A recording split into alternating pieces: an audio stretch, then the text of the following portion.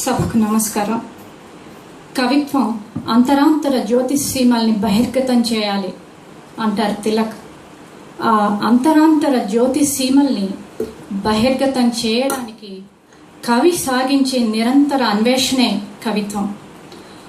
అందులో మనం ఎంత సఫలీకృతులయ్యామన్నది కాలమే నిర్ణయిస్తుంది.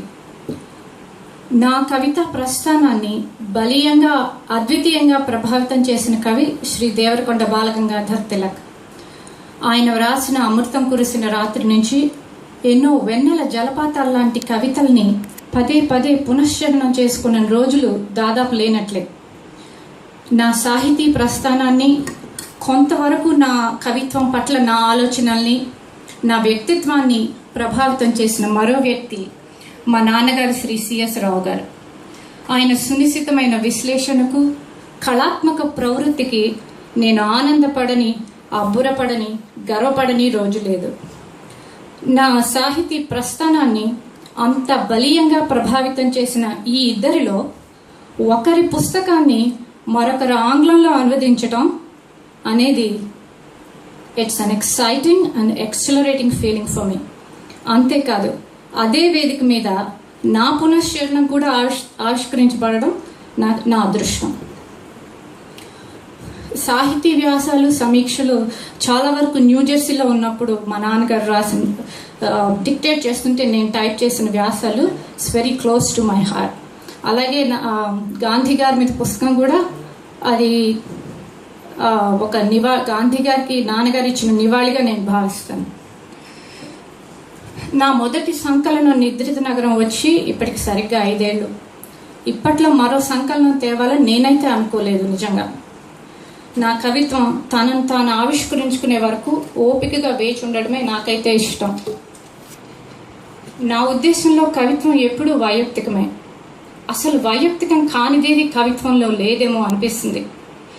తన మనస్సు లోతుల్ని, జీవితాన్ని, ప్రపంచాన్ని కూడా కవి తన కళ్ళ ద్వారానే దర్శిస్తాడు, ప్రపంచం కాళ్ళతో కాదు. కాబట్టి కవిత వస్తువు సామాజికమైన, కవిత్వం ప్రధానంగా వైయక్తికమే, కవి వైయక్తిక స్పందన అని నా ఉద్దేశం. అదృష్టాధ్వగమనం కవితలో తిలక్ అంటారు, అలసిన నా ప్రవాసంలో అద్భుత సౌధాల మణి కవాటాలు తెరచుకోవడం మానలేదు అని. ఆ అద్భుత సౌధాల మణి కవాటాలు తెరిచే నిరంతర ప్రయత్నమే కవిత్వం, నాకైనా ఎవరికైనా అని నా నమ్మకం. ఈరోజు నేను ప్రత్యేకంగా కృతజ్ఞతలు చెప్పవలసిన వ్యక్తి, పరిచయం అక్కరలేని ప్రముఖ కవి, రచయిత, విమర్శకులు డాక్టర్ పాపినేని శివశంకర్ గారు. సునిశ్చితమైన విమర్శ, ఉన్నతమైన సాహితీ సంస్కారం, చాలా కొద్ది మందిలో మాత్రమే కనపడే సాహితీ సంయమనం ఉన్న కవి డాక్టర్ పాపినేని శివశంకర్ గారు. నా పునశ్చరణంను ఎంతో కూలంకషంగా చదివి ఆయన విమర్శనాత్మక విశ్లేషణను నా కవితా సంకలనానికి ముందు మాటగా ఎంతో సహృదయతతో, ఉదారమైన ప్రశంసతో అందించిన ఆయనకు ధన్యవాదాలు. Also, I would like to thank Professor Siva Reddy Garu for graciously obliging to preside over this evening's book release function. I like to thank Justice Kodandaram Garu for readily agreeing to release my father's book, Sahiti Vyasalu Samikshalu.